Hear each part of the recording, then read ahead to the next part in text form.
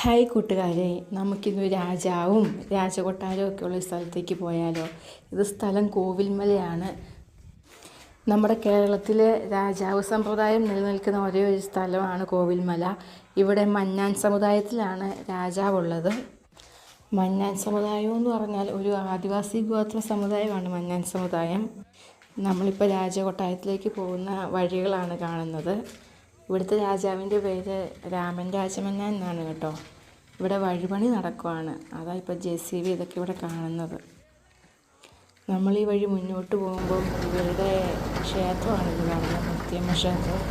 ഇതിന് മുമ്പ് ഒരു തവണ അവിടെ വന്നപ്പം ഇവരുടെ കാലാവൂട്ടാണ്, ഇവരുടെ ആഘോഷമാണ് കാലാവൂട്ട് പറയുന്നത്. കാലാവൂട്ട് നടക്കുന്നുണ്ട്. അപ്പോൾ എന്തായാലും അതിൽ വിലക്കുന്നത്.